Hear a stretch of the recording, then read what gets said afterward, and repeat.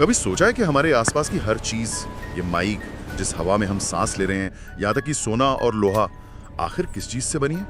अगर हम इसे तोड़ते जाएं तो सबसे आखिर में क्या मिलेगा? और मजे की बात यह है कि जब हम इस सबसे छोटी इकाई तक पहुंचते हैं, जिसे हम परमाणु या एटम कहते हैं, तो एक नया सवाल खड़ा हो जाता है। क्या? वो खुद किस चीज से बना है? उसके अंदर की दुनिया कैसी है? एग्जैक्टली 19वीं सदी के अंत तक साइंटिस्ट ये तो जान गए थे कि एटम होते हैं, पर उनके अंदर क्या चल रहा है ये एक ब्लैक बॉक्स जैसा था। फिर आए अर्नेस्ट रदरफोर्ड। उन्होंने एक बड़ा सिंपल और एलिगेंट मॉडल दिया कि एटम एक छोटे से सोलर सिस्टम जैसा है। हाँ। एक छोटा भारी न्यूक्लियस सेंटर में, जैसे हमारा सूरज, और उसके चारों तरफ हल्के इलेक्ट्रॉन चक्कर काट रहे हैं जैसे प्लैनेट्स। सुनने में ये पिक्चर एकदम परफेक्ट लगती है। लगती तो है, पर इसमें एक बहुत बड़ी, बहुत ही फंडामेंटल प्रॉब्लम थी। एक ऐसी प्रॉब्लम जो कहती थी कि ये मॉडल एक सेकंड भी नहीं टिक सकता। और यही आज हमारी कहानी का, आप कह सकते हैं, थ्रिलर पार्ट है। रदरफोर्ड के मॉडल के साथ दिक्कत ये थी कि उस समय की जो फिजिक्स थी, जिसे हम क्लासिकल फिजिक्स कहते हैं, हाँ, न्यूटन वाली, उसके सारे नियम चीख कर कह रहे थे कि ऐसा एटम हो ही नहीं सकता। इसे ऐसे समझिए, और ये 12th क्लास के स्टूडेंट्स के लिए समझना बहुत जरूरी है। हाँ। क्लासिकल फिजिक्स का एक पक्का नियम है कि अगर कोई चार्ज्ड पार्टिकल, जैसे कि हमारा नेगेटिव चार्ज वाला इलेक्ट्रॉन, अगर वो गोल गोल घूमेगा तो वो अपनी एनर्जी लगातार बाहर फेंकेगा, रेडिएशन के रूप में। अच्छा, मतलब जैसे घूमता हुआ लट्टू धीरे धीरे धीमा होकर रुक जाता है, हाँ, वैसे ही इलेक्ट्रॉन की एनर्जी भी खत्म हो जानी चाहिए। बिल्कुल। और अगर उसकी एनर्जी कम होती गई तो वो गोल घूमने के बजाय एक स्पाइरल रास्ते पर चलेगा। स्पाइरल? और सीधा न्यूक्लियस में जा गिरेगा। और पता है ये सब होने में कितना टाइम लगेगा? कितना? 1 सेकंड के खरबवें हिस्से से भी कम। 1 मिनट। इसका मतलब तो ये हुआ कि अगर रदरफोर्ड का मॉडल सही होता और क्लासिकल फिजिक्स भी सही होती तो दुनिया का हर एटम बनते ही खत्म हो जाता। हाँ, मतलब ना आप होती, ना मैं होता, ना ये दुनिया होती। ये तो बहुत बड़ा पैराडॉक्स है। और इसी पैराडॉक्स ने उस समय के सबसे बड़े दिमागों को उलझा रखा था। और फिर कहानी में एंट्री होती है एक ऐसे हीरो की जो फिजिक्स के नियमों को तोड़ने से नहीं डरता था। Niels Bohr. Niels Bohr. तो आज हम नील्स बोर के एटॉमिक मॉडल की गहराइयों में उतरेंगे। हम समझेंगे कि ये साइंस में इतनी बड़ी छलांग क्यों थी, इसके पीछे का जीनियस आइडिया क्या था, और फिर ये भी देखेंगे कि इस शानदार मॉडल में वो कौन सी दरारें थीं जिसने हमें क्वांटम मैकेनिक्स की और भी अजीब दुनिया में धकेल दिया। चलिए शुरू करते हैं। बिल्कुल। अच्छा, नील्स बोर के बारे में एक मजेदार बात यह है कि वो सिर्फ किताबी कीड़े नहीं थे, वो डेनमार्क के लिए एक बेहतरीन फुटबॉल गोलकीपर भी थे। हाँ, मैंने भी पढ़ा है। कहते हैं कि उनका दिमाग जितना फिजिक्स में चलता था, उतना ही तेज मैदान पर बॉल को रोकने में भी। ये बात उनके सोचने के तरीके को दिखाती है ना? बिल्कुल। वो समस्याओं को एक फिक्स नजरिए से नहीं देखते थे। और जब वो 1911 में रदरफोर्ड की लैब में पहुंचे तो उनके सामने फिजिक्स का सबसे बड़ा गोल था, जिसे बचाना था। एटम को खत्म होने से बचाना। हाँ, रदरफोर्ड का मॉडल खूबसूरत था, पर उसे बचाने के लिए किसी out of the box idea की जरूरत थी। और यहीं पर बोर ने वो दाव खेला जो उस समय के किसी भी साइंटिस्ट के लिए लगभग पागलपन जैसा था। हाँ, उन्होंने 2 बिल्कुल अलग दुनियाओं को मिला दिया। एक तरफ थी न्यूटन की सदियों पुरानी क्लासिकल फिजिक्स, और दूसरी तरफ थी मैक्स प्लांक की एकदम नई, अजीब और किसी को ठीक से समझ ना आने वाली क्वांटम थ्योरी। ये ऐसा था जैसे किसी पुरानी विंटेज कार में स्पेसशिप का इंजन लगा देना। उस समय के ज्यादातर साइंटिस्ट ने कहा ये लड़का पागल हो गया है। ये क्वांटम थ्योरी क्या कहती थी आसान भाषा में? देखिए, क्लासिकल फिजिक्स कहती है कि एनर्जी पानी की तरह लगातार बहती है। आप 1 ग्लास, आधा ग्लास, 1 बूंद, कितना भी पानी ले सकते हैं। ठीक है। लेकिन प्लैंक की क्वांटम थ्योरी कहती थी नहीं, एनर्जी पानी की तरह नहीं बल्कि रेत के कणों की तरह है। आप या तो 1 कण उठा सकते हैं, या 2 या 3, आप 1.5 कण नहीं उठा सकते। अच्छा। तो एनर्जी छोटे छोटे पैकेट्स में आती है। एग्जैक्टली। छोटे छोटे पैकेट्स या क्वांटा में। तो बोर ने इन्हीं 2 अलग अलग नियमों को जोड़ने का रिस्क लिया। इसका नतीजा क्या निकला? मतलब उनके इस नए हाइब्रिड मॉडल की बुनियाद क्या थी? बोर ने 3 क्रांतिकारी बातें कही, जिन्हें उनके 3 पोस्टुलेट्स कहा जाता है। पहला और सबसे दहाड़ी आइडिया था फिक्स्ड ऑर्बिट्स का। Fixed orbits. उन्होंने कहा इलेक्ट्रॉन न्यूक्लियस के चारों ओर अपनी मर्जी से कहीं भी नहीं घूम सकते।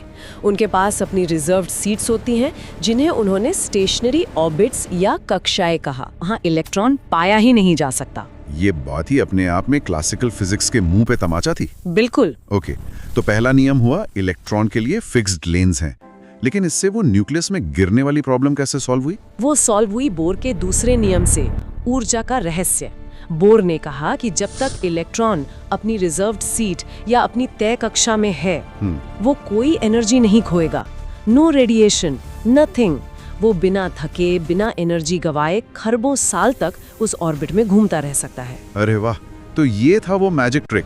बस एक नियम बना दिया कि जब तक अपनी लेन में हो कोई एनर्जी लॉस नहीं होगा और एटम के गिरने की समस्या ही खत्म। हाँ, ये बहुत ही जीनियस और सिंपल सोल्यूशन था। बिल्कुल सिंपल लेकिन गहरा। इसने एक झटके में रदरफोर्ड के मॉडल को बचा लिया। परमाणु अब स्थिर था।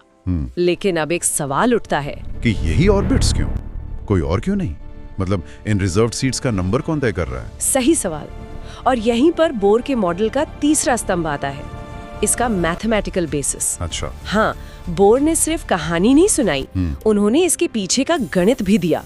उन्होंने कहा कि इलेक्ट्रॉन केवल उन्हीं कक्षाओं में रह सकता है जहां उसका कोणीय संवेग यानी एंगुलर मोमेंटम एक खास वैल्यू का मल्टीपल हो। एक खास वैल्यू? हाँ, वो खास वैल्यू थी h2 पाई, जहां h वही प्लैंक का कांस्टेंट है। मतलब एटम के अंदर भी ट्रैफिक के नियम हैं और ऑर्बिट में एंट्री के लिए एक तरह का मैथमेटिकल पास चाहिए। आपने बिल्कुल सही पकड़ा।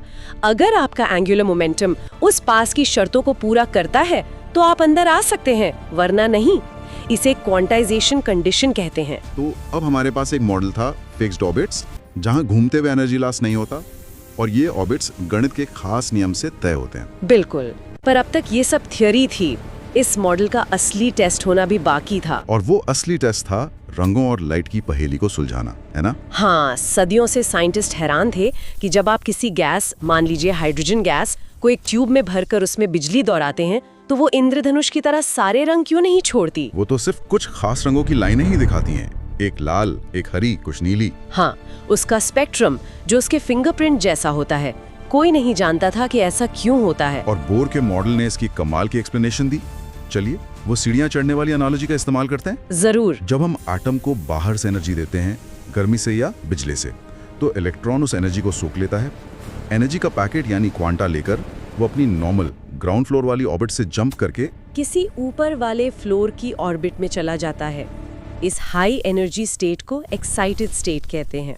लेकिन इलेक्ट्रॉन इस ऊपरी मंजिल पर ज्यादा देर टिकता नहीं, वो वहाँ अनस्टेबल होता है। उसे अपना ग्राउंड फ्लोर ही पसंद है। बिल्कुल, जैसे कोई बच्चा सीढ़ियां चढ़कर ऊपर तो चला जाए, लेकिन उसे वहाँ डर लगता है और वो तुरंत वापस अपनी सुरक्षित जगह पर यानी नीचे आना चाहता है। इलेक्ट्रॉन भी यही करता है, वो तुरंत अपनी निचली स्थायी कक्षा में वापस कूदता है। और यहीं पर वो जादू होता है जिसकी हम बात कर रहे थे। बिल्कुल, जब इलेक्ट्रॉन ऊपर वाले फ्लोर से नीचे वाले फ्लोर पर वापस आता है तो उसने जो एक्स्ट्रा एनर्जी सोखी थी उसे वो बाहर फेंकता है। और ये फेंकी हुई एनर्जी हमें लाइट के एक पार्टिकल यानी एक फोटोन के रूप में दिखाई देती है। और उस फोटोन का रंग इस बात पर डिपेंड करता है कि इलेक्ट्रॉन ने कितनी ऊंची छलांग लगाई थी और कितना नीचे कूदा है। हाँ, अगर वो 5वीं मंजिल से पहली पे कूदा तो ज्यादा एनर्जी वाला फोटोन निकलेगा, यानी नीली या बैंगनी रोशनी। और अगर सिर्फ दूसरी मंजिल से पहली पर कूदा तो कम एनर्जी वाला फोटोन, मतलब लाल रोशनी।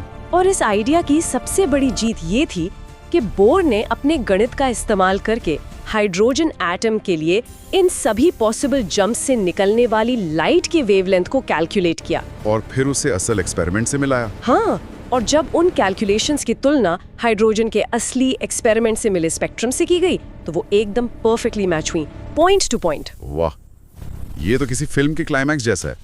मतलब उनकी थ्योरी ने असल दुनिया के एक बहुत बड़े रहस्य को सुलझा दिया था। ये बोर के मॉडल की सबसे बड़ी जीत थी। इसने साबित कर दिया कि वो सिर्फ एक कहानी नहीं बल्कि सच्चाई के बहुत करीब थे। और इसी के लिए उन्हें नोबेल प्राइज मिला। हाँ, इसी शानदार काम के लिए उन्हें 1922 में फिजिक्स का नोबेल प्राइज मिला। ठीक है, तो यहाँ तक कहानी बहुत अच्छी है। एक हीरो आता है, एक बड़ी प्रॉब्लम सॉल्व करता है, एक अनसुलझी पहेली का जवाब देता है और उसे नोबेल प्राइज भी मिल जाता है। लेकिन साइंस की दुनिया में द एंड कभी नहीं होता। और यहीं से बात और भी दिलचस्प हो जाती है, क्योंकि जैसे ही साइंटिस्ट ने और बेहतर करीबों से एटम को देखना शुरू किया, इस खूबसूरत मॉडल में दरारें दिखने लगी। हाँ, बोर का मॉडल एक मील का पत्थर था, लेकिन वो मंजिल नहीं थी। उसकी पहली और सबसे बड़ी कमी ये थी कि ये मॉडल सिर्फ एक इलेक्ट्रॉन वाले सिस्टम के लिए ही काम करता था। एक मिनट, मतलब ये सिर्फ हाइड्रोजन पर काम करता था, हीलियम पर नहीं, जिसमें से 2 इलेक्ट्रॉन होते हैं? नहीं, ये तो बहुत बड़ी कमी लगती है। ऐसा क्यों था? क्योंकि जैसे ही एक से ज्यादा इलेक्ट्रॉन आते हैं वो एक दूसरे को धकेलना शुरू कर देते हैं, एक दूसरे के रास्ते को प्रभावित करते हैं। उनके बीच का जो रिपल्शन है वो कैलकुलेशन को इतना कॉम्प्लेक्स बना देता है कि बोर का सिंपल मॉडल उसे हैंडल ही नहीं कर पाता। अच्छा, ये हाइड्रोजन के लिए या आयोनित हीलियम H+ के लिए तो परफेक्ट था, पर बाकी 99% एलिमेंट्स के लिए ये फेल हो गया। तो ये एक वन ट्रिक पोनी जैसा था। एक ही प्रॉब्लम को बहुत अच्छे से सॉल्व किया, लेकिन बाकियों पर ये लागू नहीं हुआ। और भी दरारें थी, है ना? बिल्कुल। जब साइंटिस्ट ने और पावरफुल स्पेक्ट्रोस्कोप से हाइड्रोजन की स्पेक्ट्रल लाइंस को जूम करके देखा तो उन्हें एक और हैरानी हुई। क्या?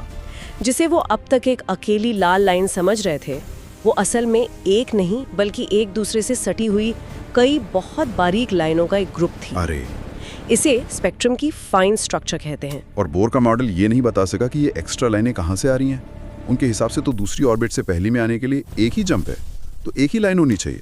ये कई लाइनें क्यों दिख रही हैं? ये एक नया रहस्य था और रहस्य बढ़ते ही जा रहे थे। साइंटिस्ट ने एक और एक्सपेरिमेंट किया। उन्होंने हाइड्रोजन गैस को एक पावरफुल मैग्नेटिक फील्ड में रखा और फिर उसका स्पेक्ट्रम देखा। तो क्या हुआ? उन्होंने पाया कि हर लाइन और भी ज्यादा छोटे छोटे हिस्सों में बट गई थी।